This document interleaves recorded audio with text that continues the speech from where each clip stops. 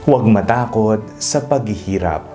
Ako po si Father Fiel Pareha at ito po ang ating segment, ang Daily Devotion, na kung saan tayo po ay magdarasal, magbabasa at magninilay kasama ng salita ng Diyos sa buong taon.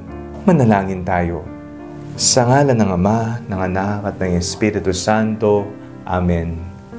Halina, banal na Espiritu, liwanagan mo ang aming puso at isip nang maunawaan at maisabuhay namin ang iyong salita. Amen. Our Bible passage for today is from the Gospel of St. Matthew chapter 16, verses 21 to 23, and I read it for you.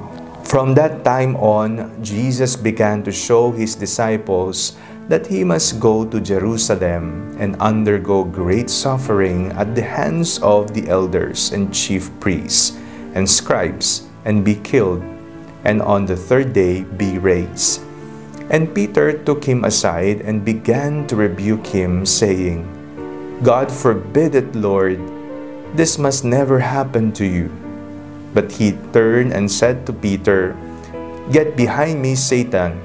You are a stumbling block to me, for you are setting your mind not on divine things, but on human things.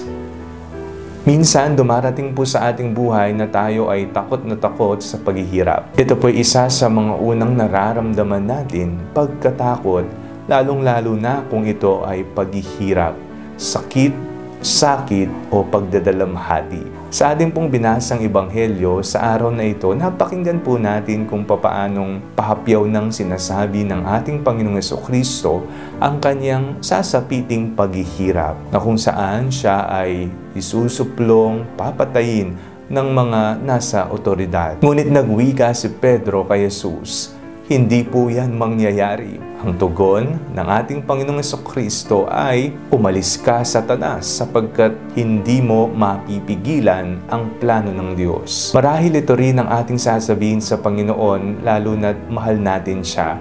Ayaw nating siyang mawala o pahirapan kung sino man tao. Kaya, sasabihin natin hindi po yan mangyayari.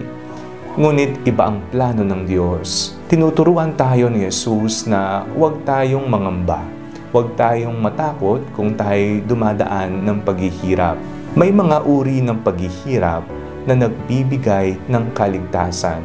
May ibang uri ng paghihirap na nagpapatatag sa atin, nagbibigay ng aral sa ating buhay. Matututo tayo kung papaanong mamuhay ng mas matatag, mas may determinasyon, at may pag-asa sa buhay. Ang paghihirap na dinanas ni Jesus ay nakaliligtas na paghihirap sa tanan. Dahil sa kaniyang paghihirap, tayong lahat ay nasagip mula sa kamatayan at kasalanan. Nawa, huwag tayong matakot kung hindi yakapin natin ito at mapagtagumpayan sana natin ang mga ito. Manalangin tayo. Panginoong Hesus, sa panahon ng paghihirap namin sa buhay, tulungan po ninyo kami. Amen.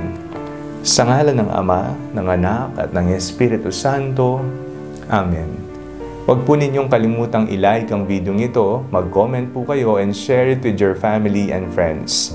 Ang panalangin bago matulog ay may sariling Facebook page na po.